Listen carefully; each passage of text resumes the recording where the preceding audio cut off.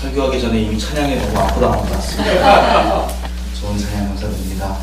처음 황포화 전도사님이 설교 부탁한다고 전화했을 때 사실 단순 농담인 줄 알았습니다.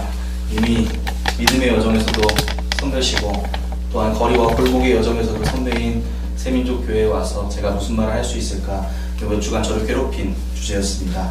하지만 제가 백바라지 선교센터를 통해서 보고 느낀 것들, 거리의 사역을 통해서 보고 느낀 것들을 여러분과 함께 나눌 수 있는 좋은 기회라고 생각했고, 그동안 보내주신 기도와 관심에 감사드리는 시간이 될 거라는 생각에 이렇게 감히 자리하게 되었습니다. 초대해 주셔서 감사드립니다.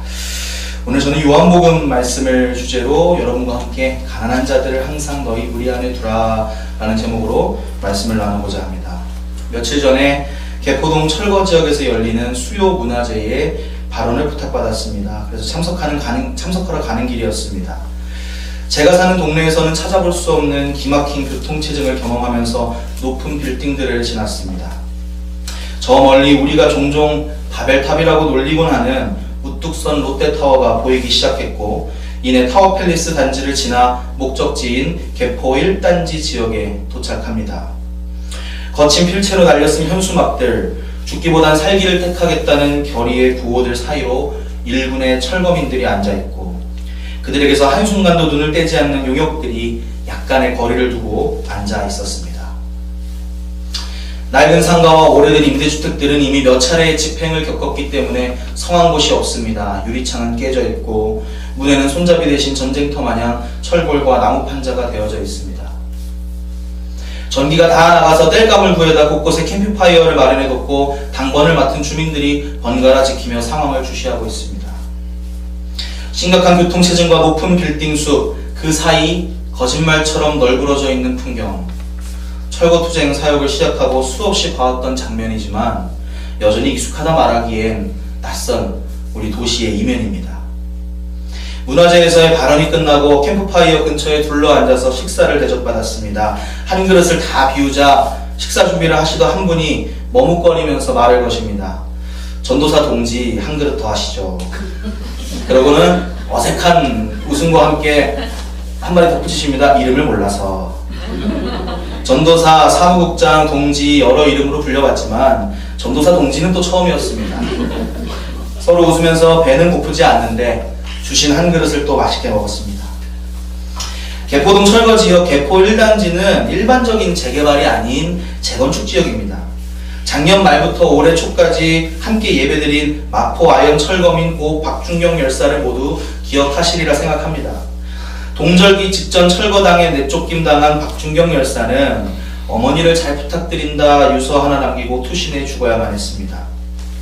그 또한 재건축 지역의 피해자였습니다. 하나의 동네가 선 하나를 두고 한 곳은 재개발 지역, 한 곳은 재건축 지역입니다. 재개발 지역의 경우 세입자에 대한 보상이 이사비 등으로 아주 약간 책정되어 있습니다만 재건축 지역의 경우는 그마저도 보상받을 수가 없습니다. 말 그대로 몸뚱이 하나만 가지고 쫓겨나는 것이지요. 재개발, 재건축 지역, 무엇이 더 비참하고 무엇이 더 가난한지를 따지는 것은 의미 없을 것입니다. 중요한 것은 개발의 방식에 있어서 저들의 전략이 더 교묘하고 집요해지고 있다는 사실에 있습니다. 사실상 재개발이면서 재건축 또는 도시재생, 사업의 탈을 빌려 쓰는 사례는 점점 더 늘어나고 있고 그 규모 또한 점점 더 거대해지고 있습니다. 도시재생, 재개발, 재건축, 젠트리피케이션, 심지어 최근에는 철거형 도시재생이라는 말까지 나왔습니다. 옛날에 뉴타운을 생각하시면 되겠죠. 세련된 이름 아닙니까? 사실상 쫓겨나는 것인데. 우리의 도시는 멀리서 보면 풍경이지만 가까이 들여다보면 골목골목마다의 비극과 비명으로 가득한 저마다의 전쟁터입니다. 상대적 빈곤율 17.4%로 OECD 국가 중 세 번째, 노인 빈곤율 43.8%로 전 세계에서 가장 높은 수준, 월 평균 소득 1분위와 5분위의 차이는 약 7, 8배에 달하며 점점 더 증가하는 추세라고 합니다. 가난한 이들은 언제나 우리와 함께 있습니다.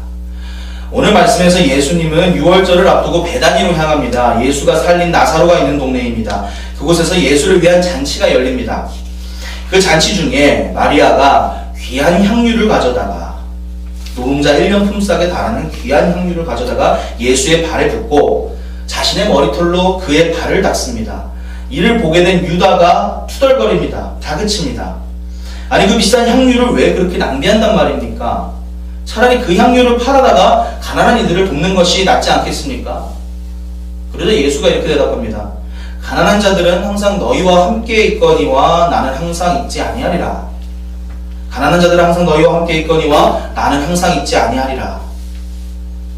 이 말씀을 있는 그대로 받아들인다면 가난한 이들을 위한 지금 당장의 행동보다 어떠한 영적인 영역의 열심을 예수께서 신앙인들에게, 그리스도인들에게, 제자들에게 요구하는 것처럼 보이는 것 같습니다. 가난한 자들은 늘 너희 옆에 있는데 나는 떠날 것이니까.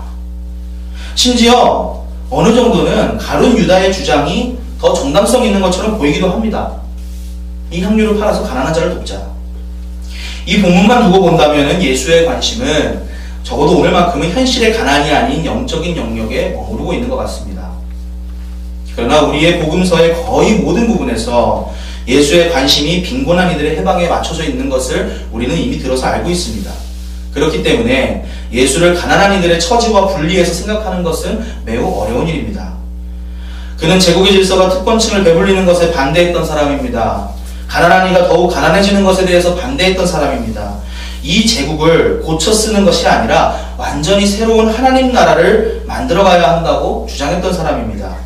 그리고 그 모든 것을 위해 자신이 죽임당하는 것도 상관없다고 믿었던 사람입니다. 그럼 그가 이렇게 말합니다. 향유를 팔아서 가난한 이를 도우라는 유다의 말에 이렇게 대답합니다. 가난한 자들은 항상 너희와 함께 있거니와 나는 항상 있지 아니하리라. 주어진 말씀을 두고 묵상하며 공부하다 보니 새로운 사실을 알게 되었습니다. 헬라어의 까다로운 특징으로 인하여서 번역의 의미가 달라질 수 있다는 것입니다. 가난한 자들은 항상 너희와 함께 있다라는 현재 직설형의 문장이 문맥에 따라서는 명령형의 문장으로도 읽힐 수 있다는 것입니다. 이 전제를 받아들이고 평소 예수의 사역과 이후에 예수의 죽음의 의미를 꼭 씹어보면서 이 본문을 다시 한번 읽어볼 때에 가난한 자들은 항상 너희와 함께 있다라는 말은 항상 가난한 자들을 너의 곁에 두라, 또는 가난한 자들을 너희 무리 속에 두라, 이렇게 들릴 수 있다는 것입니다. 마리아가 향유를 들고 잔치자리에 들어옵니다. 그리고 예수의 발 아래로 가서 그 비싼 향유를 아낌없이 붓습니다. 이 장면은 대관식과 장례식에서의 기름 부음을 연상시킵니다. 이스라엘의 대관식은 예루살렘에서 진행됩니다. 이제 예수는 자신의 죽음을 위하여 예루살렘으로 향할 것입니다. 인자가 죽을 곳은 다른 곳이 아닌 왕이 있는 곳 예루살렘이기 때문입니다. 그가 왕이 될 것이라는 것과 곧 죽어서 떠날 것이라는 사실이 이 기름 부음의 향유 부음에 상징적으로 담겨 있습니다. 그러니 오늘 본문 말씀은 나는 곧 떠날 것이다, 너희는 항상 가난한 자들을 너희 무리 속에 두어라, 너희 곁에 두어라 하는 당부와 명령의 말씀으로도 읽힐 수 있다는 것입니다. 이 본문을 가지고 많은 그리스도인들은 그들 스스로의 부당한 욕망을 채우기 위한 소비와 거대한 교회 건물을 정당화하며 살아왔습니다. 마치 교회의 목적이 현실의 가난과는 전혀 무관한 영적인 세계에만 머무르고 있는 것을 증명하는 결정적인 증거인 양 여기면서 말입니다. 그러나 오히려 성서는 가룟 유다의 입을 통해서 그들의 게으른 신앙을 드러냅니다. 값비싼 향유 한 번 팔아서 가난한 이들을 돕자는 시혜적이며 피상적인 관점을 넘어서 교회 공동체의 존재 이유가 곧 빈곤의 문제와 직결되어 있다는 사실을 밝히고 있습니다. 가난한 자들을 항상 너희 무리 안에 두어라, 이 명령은 교회의 예산 일부를 떼어서 가난한 이들을 돕는 일에 그치는 것이 아니라 구조적인 빈곤에 도전하여 그것을 철폐하는 것이 우리 본연의 목적임을 밝힙니다. 빈곤이 만연한 자본주의 체제는 향유 하나 팔아서 해결되지 않습니다. 기름 부음을 통해 왕의 모습으로 예루살렘에 들어가 반역 죄인으로서 죽임당하는 실존의 투쟁으로서만 우리는 다른 세상을 꿈꾸게 됩니다.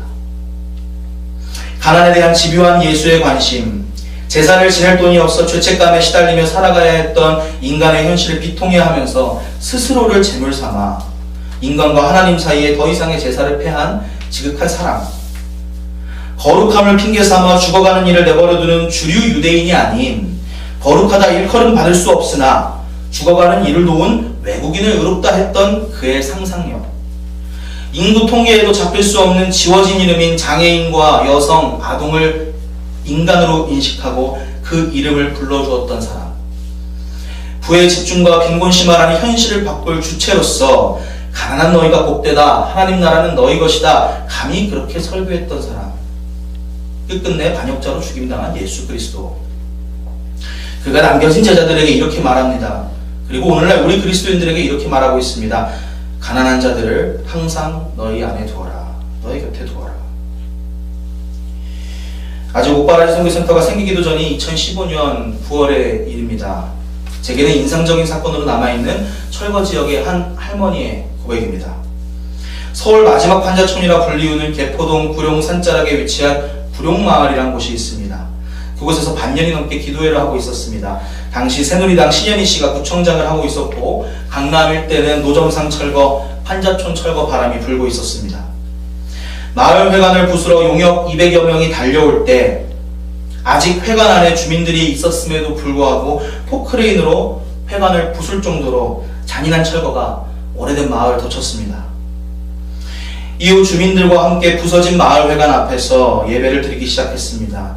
철거가 막 시작될 무렵에는 100명의 주민들과 함께 했습니다. 그러나 이내 철거 바람도 잦아들고 하나둘 주민들이 각자 삶의 자리로 돌아가는데 남은 주민은 단 2명이었습니다. 단 2명의 할머니만이 마지막 기도회까지 계속 자리를 지켜주셨습니다. 그중 한 할머니가 기억납니다. 이 할머니는 평생 교회의 문턱을 넘어본 적이 없는 분이었습니다. 그런데도 자꾸만 나오시니까 예배에 제가 물어봤습니다. 교회도 안 다니시는 분이 왜 이렇게 성실하게 매주 저녁마다 기도회에 나오시냐, 그렇게 물어보니까 그 할머니가 너무 담담하게 멋있게 딱 대답하시는 겁니다. 의리 때문에 나온다. 한마디 하시네요. 의리 때문에 나온다. 비 오던 9월의 어느 날 여느 때처럼 기도회를 드리고 돌아가려는데 그 할머니가 제게 오시더니 펑펑 우시면서 갑자기 말씀하시는 겁니다. 오늘 예수님이 나한테 찾아오셨어. 이제 그것으로 충분하다. 오늘 예수님이 나한테 찾아오셨어. 이제 그것으로 충분하다. 저는 그날의 그 복잡했던 감정을 잊지 못합니다.